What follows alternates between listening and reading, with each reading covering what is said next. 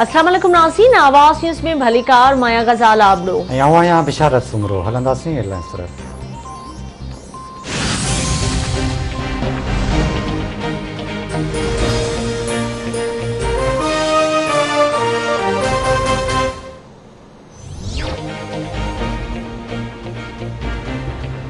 Election commission Karachi जी तक इन 249 थियल नंढी चूंड में नून लीग उम्मीदवार मुफ्ता इस्माइल की दरख्वास्त मंजूर कंदे पूरी तक में वोटन की ॿीहर ॻणप जो हुकुम ॾेई छॾियो। इलेक्शन कमीशन हुकुम ॾिनो आहे त समूरियूं जमायतूं 6 मई ते आरओ ऑफिस पहुचनि। 6 मई ते सुबुह जो 9 वॻे वोटन की ॿीहर ॻणप थींदी। कामयाब ॼाणायल पीपी उम्मीदवार कादिर मंदूखेल चयो आहे त ज़िलत नून लीग जे मुक़दर बणिजी चुकी आहे। ॿीहर ॻणप में पीपी कामयाब थींदी। सिंध हुकूमत कोरोना वबा सबबि चूंड मुलतवी करण जो चयो हो।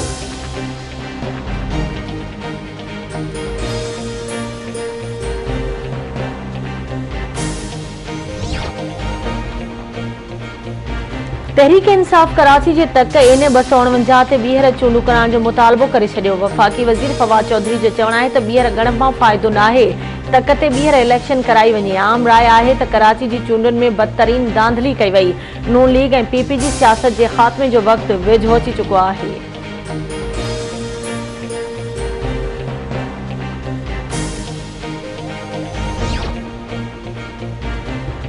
वज़ीर आज़म इमरान खान की सदारत हेठि वफ़ाक़ी काबीना जो इजलास। ईद उल फितर के मौके ते SOPs ते सख़्तीअ सां अमल दरामद कराइण ऐं क़ैदियुनि जी सज़ा में 90 ॾींहं घटिताई जी मंज़ूरी ॾिनी वई। इमरान खान जो चवणु आहे त ईंदड़ बजट में अवाम खे वधीक रिलीफ ॾिनो वेंदो। अवामी ज़रूरतुनि जे तरक़ियाती मनसूबनि खे तरजीह ॾिनी वेंदी।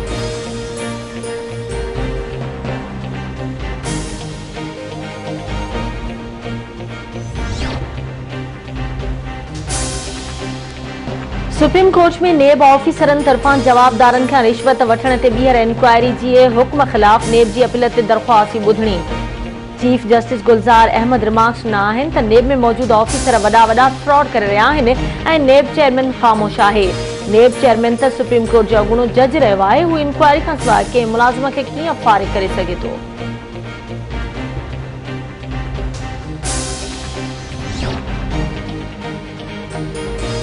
पीपी चेयरमैन बिलावल भुट्टो ज़रदारी जी मुल्क में महांगाई की रिकॉर्ड शरह ते हुकूमत ते छिती तनक़ीद।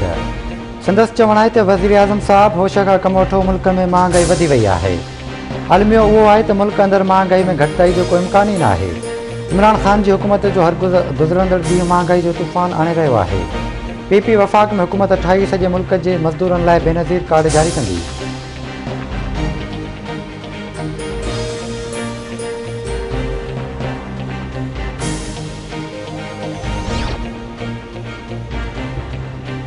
सिंध हुकूमत जे तर्जुमान मुर्तज़ा वहाब जी वज़ीर आज़म इमरान खान ते तनक़ीद। मुर्तज़ा वहाब जो चवणु आहे त आचर ॾिहाड़े वज़ीर आज़म आसमान मां लथो ऐं बाज़ारुनि जो दौरो कयो।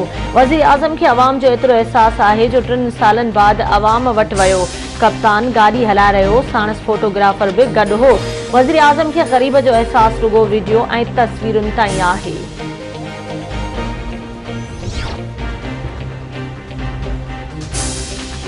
CPEC क़ौमी तरक्की जो मनसूबो आहे। का बि ताक़त उनखे रोके नथी सघे। CPEC जा मनसूबा हर सूरत में मुकमिल थींदा।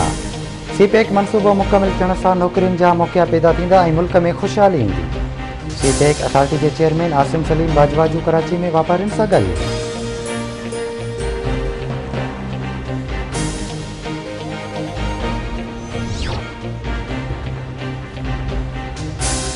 असां पंहिंजे नबी करीम सल्लल्लाहु अलैहि वसल्लम जी तौहीन बर्दाश्त नथा करे सघूं ऐं मुसलमाननि जी ॼाणी वाणी दिल आज़ारी कई पई वञे। कोशिश आहे मुसलमान मुल्क में ॿधी हुजे। इस्लामोफोबिया जे ख़ात्मे जी ज़रूरत आहे। वज़ीर आज़म इमरान खान जूं OIC मुल्कनि जे सफ़ीरनि सां इस्लामाबाद में ॻाल्हियूं। दहशतगर्दी इंतिहा पसंदी जो को मज़हब नाहे। ओलह जे मुल्कनि सां ॻाल्हियुनि जी ज़रूरत आहे।